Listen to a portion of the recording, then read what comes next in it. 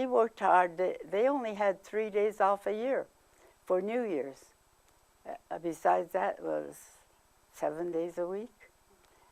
And him and his partner took turns opening the restaurant. One had to go there at 5 o'clock in the morning and get things going, and the other one came in at 6, and they took turns doing that.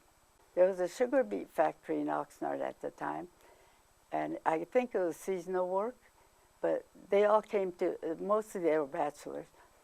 They came to eat breakfast, and my mother used to pack them lunch, and we had steady customers from the sugar beet factory. And I understand it's not there anymore, but I guess that was the main income for my folks.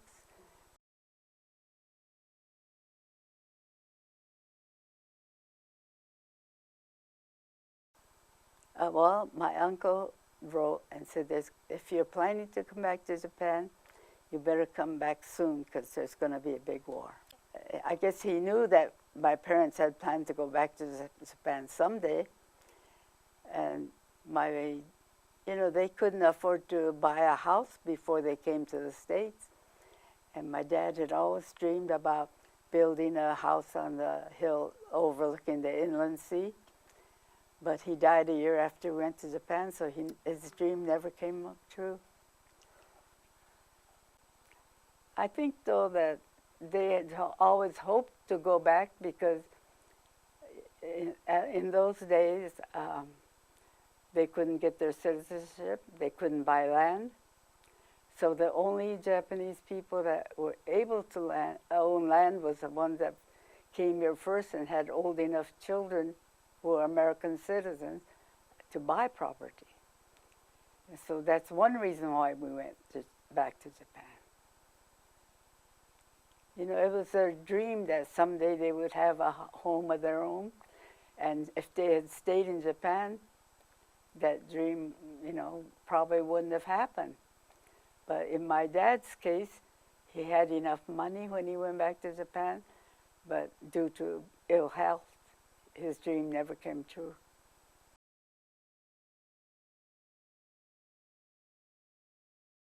She was already a high school graduate, and she had lived, I think, around junior high age. She went to live with an aunt and uncle that didn't have, my mother's aunt and uncle, that didn't have any children because she was a middle child, and I think she wanted to get away from us, I guess, especially our older brother that was bossing her around. So she didn't go to Japanese school, whereas my brother and I continued.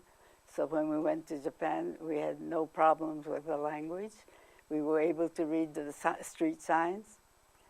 And so I think that's the main reason why, she wanted to come back to the States. I think she was old enough to feel like she wanted to come back to the States. And she kind of didn't fit in, at her age. And she tried college for a while, but I guess she wanted to come back, so she got married, came back. Oh, she was 4 years older, so we kind of lived in a different world. And I was adjusted more to Japan, and my parents said, you stay here, so I stayed there. I mean, in those days, we didn't have too much choice. We did what the parents said. So even going back to Japan, nobody said no. The parents said, we're going, and we went.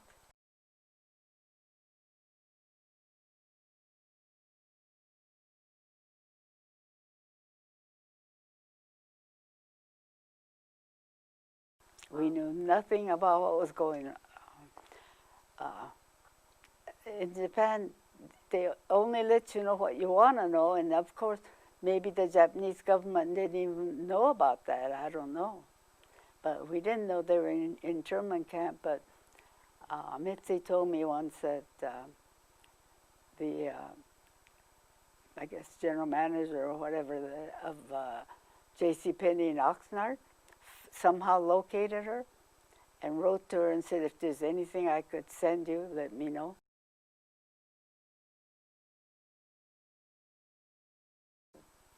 Well, well, until the war actually broke out, there, there was no difference in our life. And then being uh, in a segregated girls' school, we didn't feel it that much. And since I was in a school where there's a lot of English-speaking, students, it wasn't bad until the air raid started. Every night, when he heard the siren go off, they told us to open all the windows and doors. So, the Japanese houses weren't built that well anyway, to begin with. So, but while we lived in the city, actually, Hiroshima wasn't bombed at all. But as students in college, we were sent to a factory near Osaka and Kobe. And there, every night, we used to see Osaka. Osaka was bombed almost every night because that was the industrial capital of Japan. And Kobe was bombed once in a while, but it was mostly incendiary bombs. It was like fireworks coming out of the sky. And the factory we were at actually wasn't bombed, but I think it was a reconnaissance plane, came real low so you could even see the pilot's face. Because this factory is like a whole block, but the center of the, it was all empty, and the one pilot came down so low that we could, and that was one of the worst experiences before Hiroshima was bombed. But we had evacuated from the city, so we don't know what happened to the house we lived in before the Hiroshima was bombed. But we had air raid sirens every night. So, when you look back now, you wonder why that was all the preparation when they knew Hiroshima was going to get bombed someday, but they never dreamt about the atomic bomb.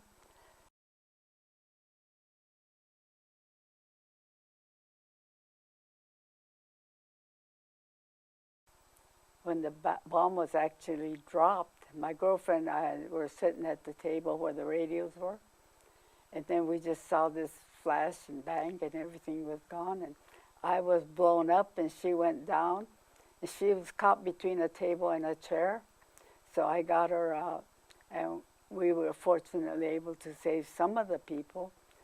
But my girlfriend's younger sister had a hole in her shoulder. I don't know what fell on her, but eventually we were able to find the door and carry her to first aid, but a lot of Niseis died there. What did you think it was? We had no idea. We just saw this flash and everything came down.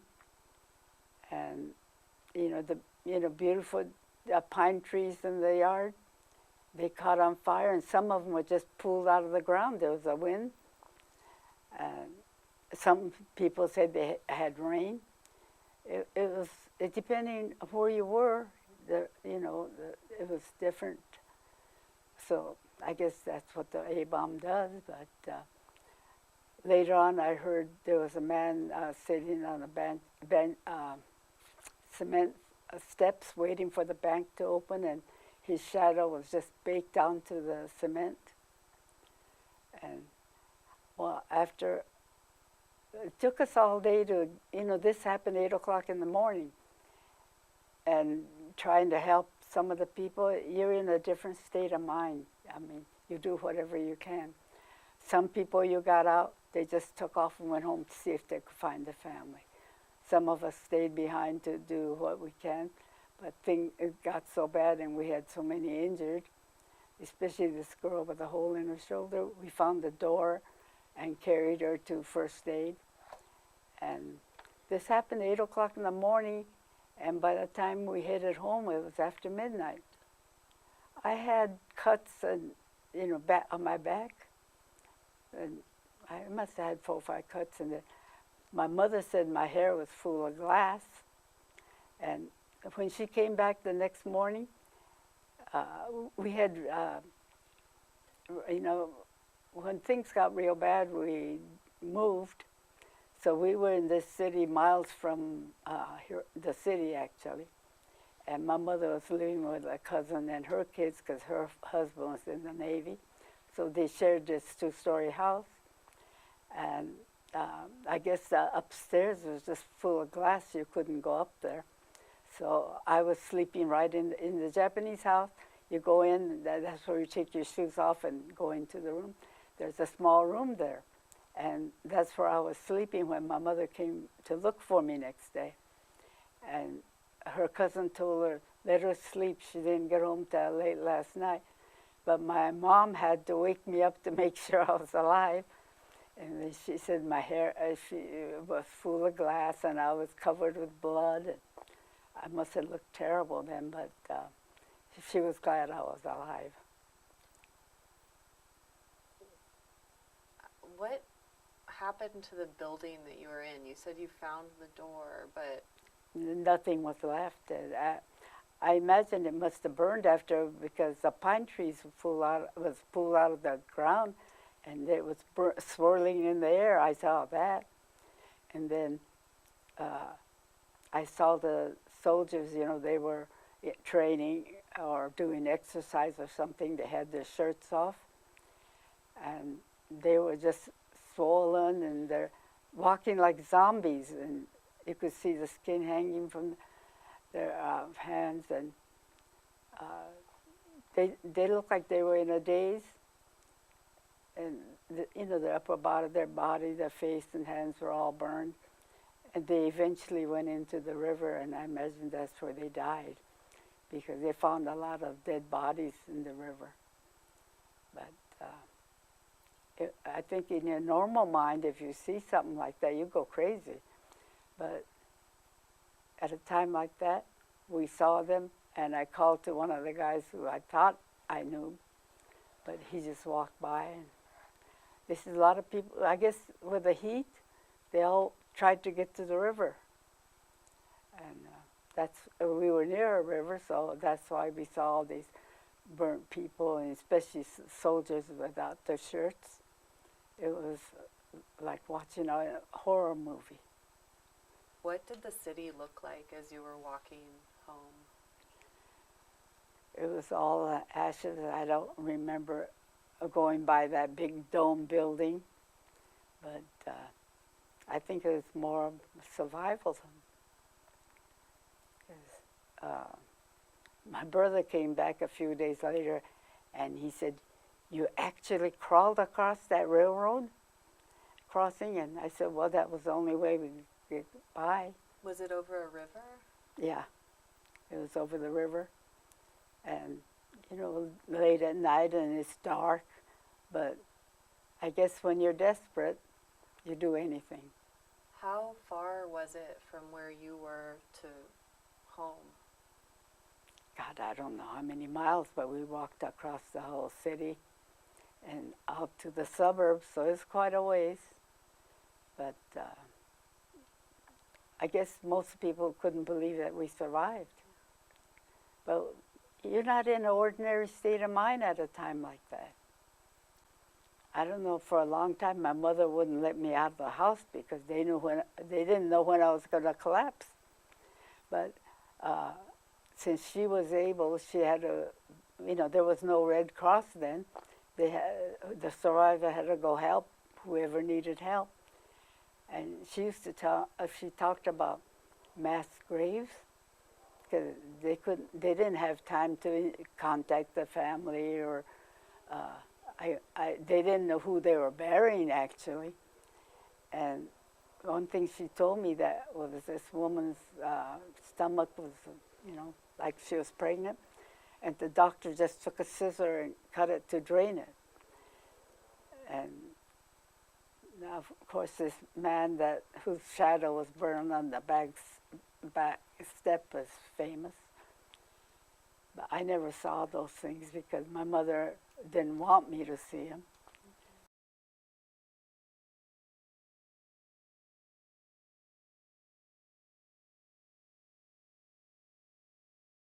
They told me right after the bombing that I only had a couple of years to live. So the family decided, well, she only got a couple of years. let her do what she wants to. And actually, there was no school to go back to, actually. And so my girlfriend wrote and said that, you want to go back to the States, you better hurry up and come and get a job with the Army because it's getting scarce.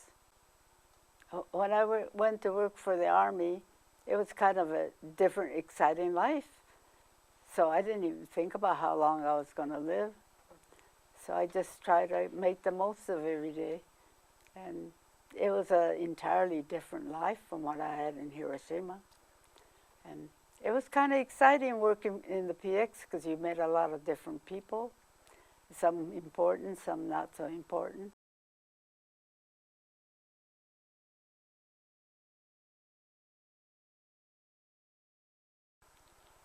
Well, we could only work for the Army for so long. And I could have got civil service, but I had to go to Osaka, and I didn't know anybody in Osaka, so I didn't want to go. So I was going to die anyway, so I figured I might as well come back to the United States and die.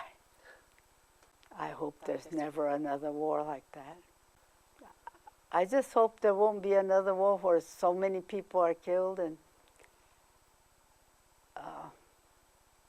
that's the horror of war.